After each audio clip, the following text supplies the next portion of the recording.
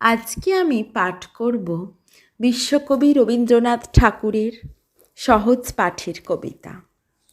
সেদিন ভোরে দেখি উঠে বৃষ্টি বাদল গেছে ছুটে, রোদ উঠেছে ঝিলমিলিয়ে বাঁশের ডালে ডালে। ছুটির দিনে কেমন সুরে পুজোর সানাই বাজায় দূরে, তিনটে শালিক ঝগড়া করে রান্নাঘরের চালে।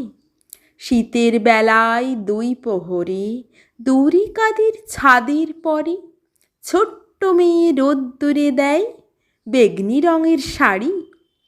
চেয়ে চেয়ে চুপ করে রই তেপান্তরের পার বুঝি ওই, মনে ভাবি ওইখানেতে আছে রাজার বাড়ি।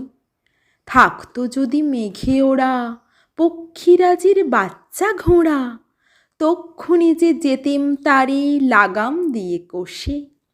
যেতে যেতে নদীর তীরে ব্যঙ্গমা আর ব্যঙ্গ মিরে পথ শুধিয়ে নিতেম আমি গাছের তলায় বসে।